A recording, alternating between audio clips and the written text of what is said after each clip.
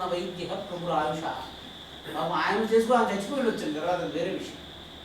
కానీ ఆ క్రియ చేయటమే ఫలం కదా అతనికి. తల ఓపెన్ చేసి దాన్ని బిగిస్తాను అని శక్తివంతుడైన వాడు సంకల్పించడమే అనుగ్రహం అన్నమాట.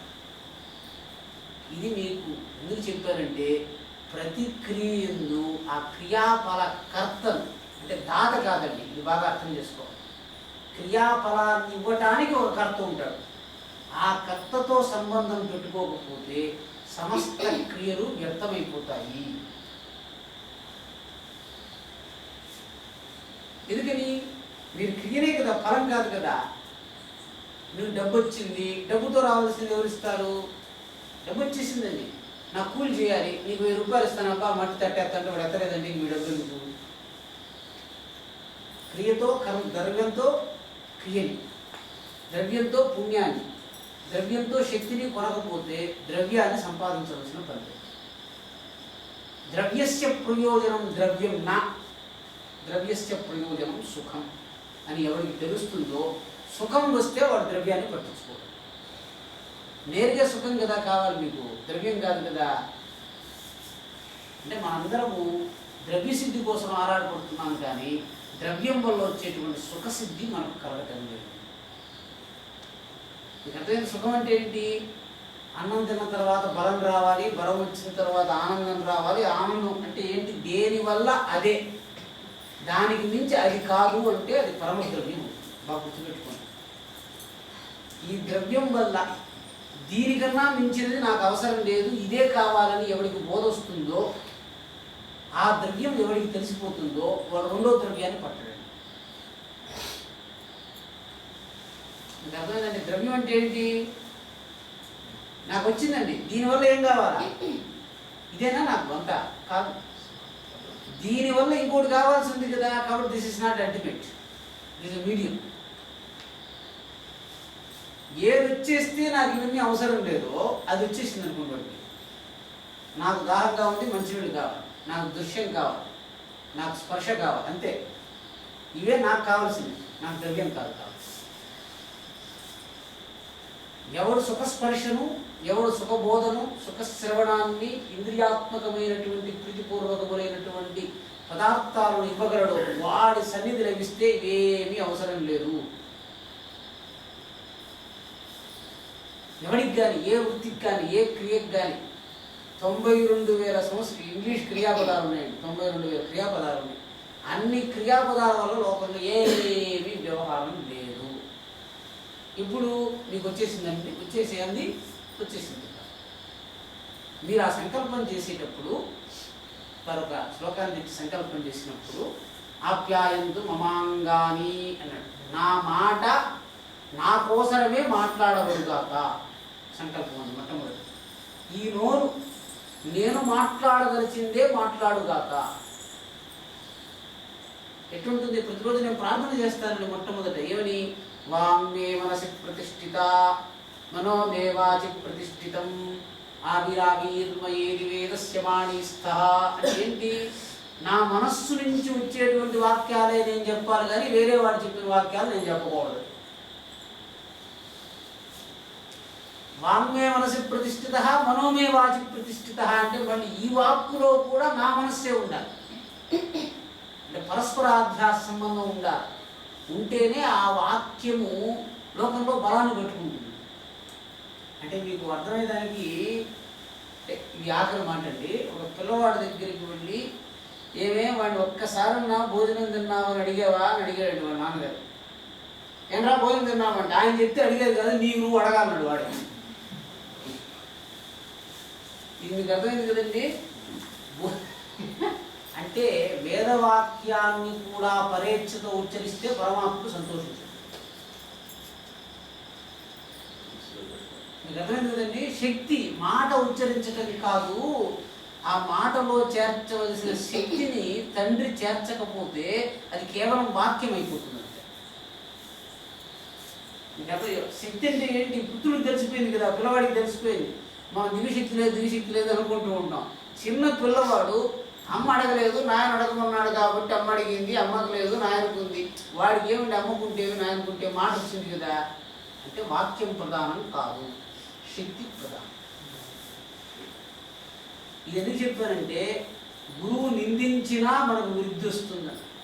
ఎందుకని ఆచార్య పురుషుడు ఎటువంటి వాచకంతో కూడా మనకు బలాన్నే ఇస్తాడు.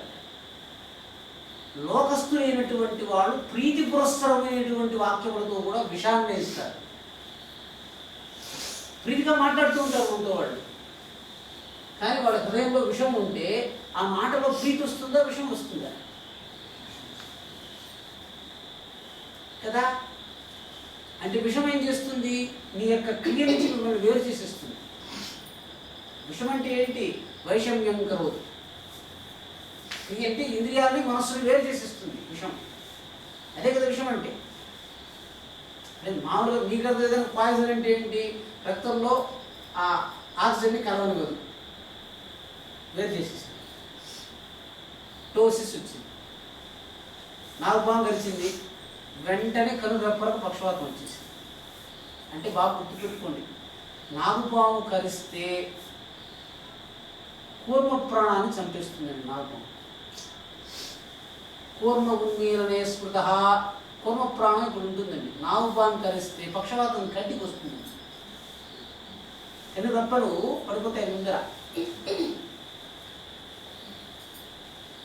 అదే మీకు పసిరికి పాము కలిసిందనుకోండి, దృష్టి పోతుంది, రెప్పలు పనిచేస్తాయి, ఆ రంగు పదార్థం వెళ్ళి రక్తంలో కంట్లో పడుతుంది, రెటీనానికి పడుతుంది. కాబట్టి అత్యంత జాగ్రత్త చేత ఇది చాలా సునిశ్చితంగా ఉంటుందండి. బ్రహ్మ విద్య నైషా తర్కేణ మతిరాపనేయ ప్రోక్తాన్యేనైవ సుజ్ఞానాయ ప్రేష్ట. తర్కంతో మాత్రం దీన్ని పొందలేరు. కేవలం ప్రీతిగా ఉన్నటువంటి వాడు నువ్వు సంతోషంగా ఉండు, నువ్వు సంతోషపడు అని చెప్పేటువంటి హృదయపూరితమైనటువంటి వాక్యం చేత బలం చేయదు. తర్కిస్తే అది బలాన్ని పట్టుకోదు. ఎందుకు ఏమి అనే ప్రశ్న వేస్తే గురువాక్యం బలాన్ని వదిలేస్తుంది. అంటే ఇక్కడ తత్వం మీకు అర్థం కావాలంటే గురువుని ప్రశ్నించకూడదని మాత్రం నేను చెప్పటం లేదు. కాకపోతే స్వభావత ఒక ప్రశ్న వేస్తే, ఇది ఆఖరి మాట్లాడుకుంటున్నాను, స్వభావత ఒక ప్రశ్న వేసేయండి. ప్రశ్న ఎందుకు వేస్తారు?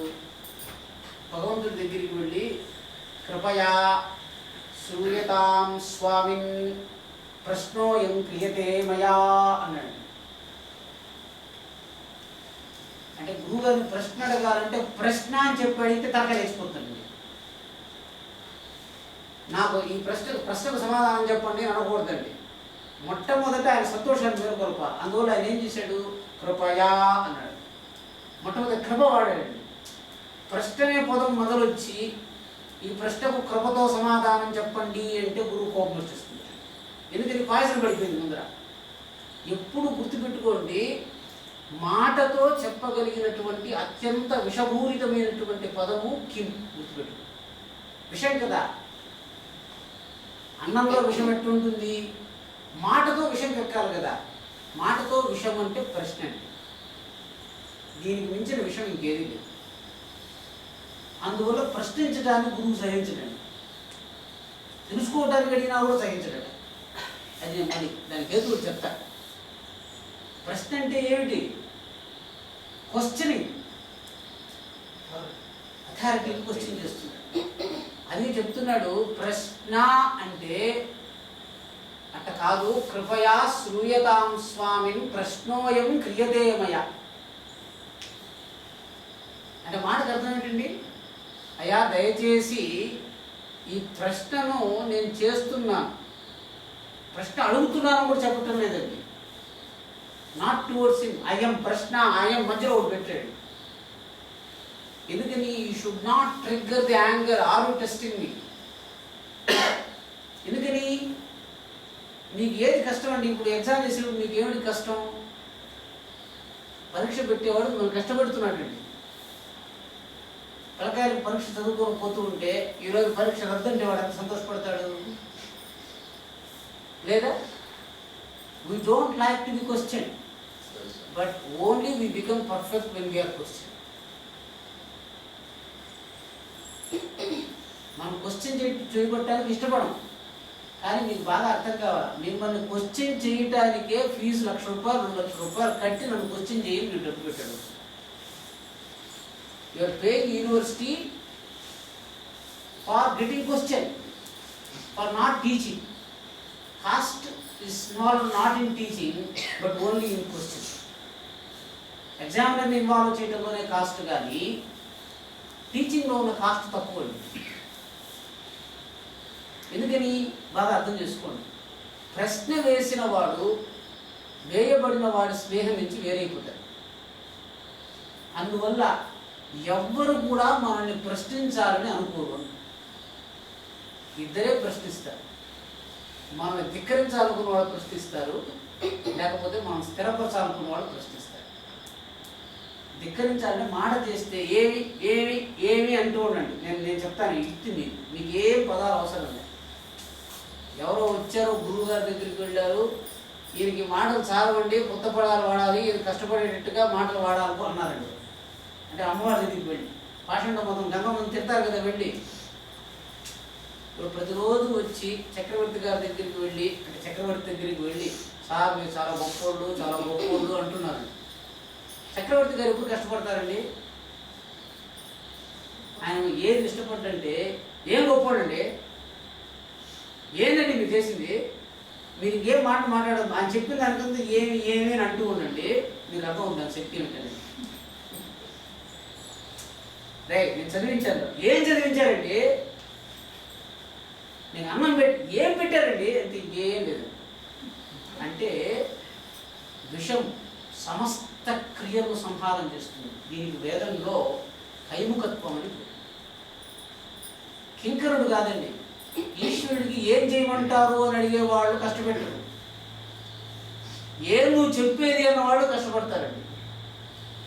ఏం చేయమంటారు అంటే ప్రీతి కలిగిస్తుందండి. చేతులు ఏమి రెండు కలిస్తే మనకు సంతోషం. ఏం చేయమంటారు అంటే వాళ్ళకి సంతోషంగా ఉంటుంది.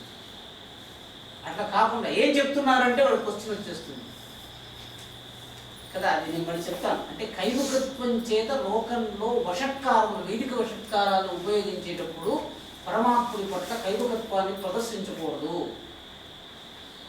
ప్రశ్నిస్తే ఆయన మీకు ఫలదాతలు దొరకడు కదండి. మీరు చేసిన పని గొప్పగా ఉందండి అని చెప్పేవాడు మీకు ఎప్పుడు దొరుకుతాడు? ఆయన ప్రశ్నించారని చెప్తేనే. అట్లా ఉన్నా కూడా మీరు ఎవరిని వెళ్ళి పొగడతారండి? ఒక్కరన్నా మీ జీవితకాలంలో ఒక్కరి దగ్గరికి వెళ్ళి, సార్ మీరు గొప్పోళ్ళు, మీరు వీరుడు సూర్యుడు ఎప్పుడు చెప్పున్నారండి? కేవలం ఆచార్య పురుషులు మాత్రమే మన దగ్గర కూర్చుని మీరు గొప్పవాళ్ళుగా ఉండండి, ఆనందంగా ఉండండి, తృప్తిగా ఉండండి అని చెప్పగలిగిన వాడండి. నాకు చెప్పండి, మీ పుత్రుడి కన్నా మీరు ప్రీతిగా రెండా వాక్యం చెప్పకుండా నువ్వు చాలా గొప్పవాడుగా ఉన్నారని చెప్పుకున్నారు ఉదాహరణ. మన నోటితో ప్రీతి పురస్సరమైనటువంటి వాక్యాన్ని ఉచ్చరించే శక్తి లేకపోవటం వల్ల వేద పండితుల్ని పిలిపించుకుని వాళ్ళ చేత వేదికాశీర్వచనాన్ని వినాల్సి వస్తుంది. ఎందుకని? మనం ఎదుటి వ్యక్తి యొక్క గొప్పతనాన్ని చెప్పే మాట అక్కడికి కూడా మనకు తెలియదు కాదు. బలం అంటే ఏంటి? నువ్వు పెరుగు, నువ్వు సంతోషంగా ఉండు, నువ్వు వృద్ధిలోగా, నీకు ఐశ్వర్యం నూరుగా ఉండాలా, అది నూరుగా ఉండాలా. ఏంటంటే 24 గంటలు వీడు చెప్పేది నేను ఉంటే సార్ వీడు నాకు ఇచ్చేది నేను అనుకుంటాను. మీకు అర్థమైంది? మీరు 2 సార్లు చెప్పారు, 3వ సారి చెప్పేటప్పుడు ఏం వచ్చింది దీనివల్ల? నాకు 24 గంటలు శక్తి పోతుంది.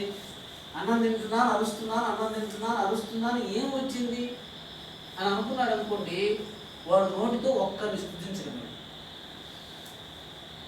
ఆఖరి మాట అండి పూర్తి చేస్తున్నారు. రాజుగారు ఎవరు తెలుసా మీకు? రాజు అంటే ఎవరు అడిగారు శాస్త్రంలో. మనందరం ఏంటి, ధనధాన్యాలు ఉన్నవాడు రాజు అనుకుంటాం. ఏమీ లేదండి.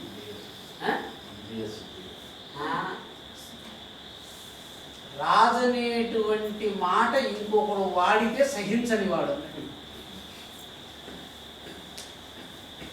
అంతే. ఇది నిరుక్తంలో నిర్వచనం అండి, సామాన్యంగా చెప్పింది కాదు. రాజంటే ఎవరు? వారికి ఏమీ వద్దండి.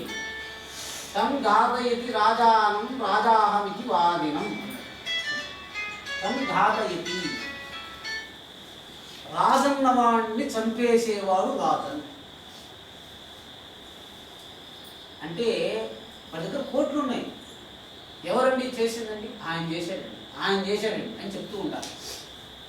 మనందరం ఆ మాట చెప్పాలని ఆయన జీవితం అంతా ఖర్చు పెట్టేసి ఆ మాట చెప్తే చాలని కూర్చోన్నారండి సంపద కలిగిన వాళ్ళందరూ. అటువంటి మాటల్ని అత్యంత ప్రీతిపూర్వకంగా మీ యందు వ్యవహరించగలిగినటువంటి వాడు బ్రాహ్మణుడు ఆచార్య పురుషుడు. అర్థమైంది కదండి. మన సుఖం కోసం మనం చింతించుకోవడానికి మనం సమయం లేకపోతే ఆయన మనస్సుకు వాడి మన సుఖానికి మేలు చేకూర్చేటువంటి వాక్యాలను ఉత్పత్తి చేసి వాటిని మన చెవిలో రంగరించిపోసి మన సుఖాన్ని కామిస్తూ ఉంటాడు. అంటే పుణ్యము అంటే ఏంటి అంటే ఈ విధంగా శుభకామనలను మాత్రమే వినటానికి ఉపయోగపడేటువంటి చెవులు, ఆచార్య పురుషుడు యొక్క సకాశంలో ఉన్న చెవులు. ఈ చెవులకి ఫలకర్త ఎవరంటే వినేవాడు అని చెప్పాను కదండి. వినేవాడు చెప్పేవాడిని ఉద్ధరిస్తాడు కదండి. వినేవాడు ఏం చేశాడు, బాగా చెప్పారండి ఆయన ఉద్ధరించాడు. చెప్పేవాడిని వినేవాడు ఉద్ధరిస్తున్నాడు అని ఒక క్రియ ఉంది. అంటే వినేవాడు ఉద్ధరింపబడుతున్నాడు కదా, వినేవాడే ఉద్ధరించబడుతున్నాడు, చెప్పేవాడు ఉద్ధరించబడుతున్నాడు అని రెండు క్రియలు. ఇది మళ్ళీ ఈ ఫలాన్ని విభజన చేయాలి. మీకు అర్థమైంది కదండి. వినేవాడికి బలము, చెప్పేవాడికి బలము. అంటే వినేవాడికి మాత్రమే బలము అంటే ఆచార్య పురుషుడు పరేచ్ఛ స్వరూపంగా భగవంతుడుగానే ఆవిర్భవించాడు. ఎందుకని ఆయన కోరిక లేదు, ఆ చెప్పటం వల్ల ఆ స్వార్థం కూడా లేదు, కేవల పరార్థం అంతే. చెప్పిన మాటనే 10 సార్లు చెప్పగలిగి నువ్వు ఆనందంగా ఉండు, మీరేం లేదండి, మీరేమీ అవసరం లేదు, మీకు 10 డజన్లు అట్టుకోండి ప్రతిరోజు వస్తూ ఉంటుంది, వచ్చే పోయేవాళ్ళు కూర్చుని ఆనందంగా ఉండు ఆనందంగా ఉండు ఆనందంగా ఉండు అని చెప్తూ ఉండండి. మీరు చెప్పలేదు. ఎందుకని ఆత్మలో శక్తి చాలు. ఎందుకని మనం మళ్ళీ అన్నం తినాలి కదా, వెళ్ళి భుజించాలి కదా, శక్తి సంపాదించాలి కదా. కాబట్టి ప్రయత్నపూర్వకంగా మీ ఇంద్రియాలన్నింటినీ సక్రమమైనటువంటి శక్తితో ఉపయోగిస్తూ పరమాత్ముడు సంకల్పించినట్టు మనం ప్రయత్నం చేసినట్లయితే ఇంద్రియముల చేతవా సంయోగం చెందినటువంటి మనస్సు ఇంద్రియ విరోధములైనటువంటి భావాలను ఉత్పత్తి చేయకుండా వృద్ధాప్యం ఎంత శరీరంతో ఎంత కాలంతో ఈ మనస్సు ఇంద్రియాలు సంయోగం చెంది ఉన్నా కూడా మనస్సు యొక్క ప్రవృత్తి వల్ల ఇంద్రియములు నాశనం కాకుండా ఉంటాయి. ఇంద్రియాలు ఉన్నాయి, మనస్సు యొక్క సంయోగం వల్ల ఇంద్రియాలు బలమే చెందుతాయి, కానీ మనస్సు యొక్క సంయోగం వల్ల ఇంద్రియాలు నశించము అని చేయడానికి ఈ యొక్క వ్యవహారాలు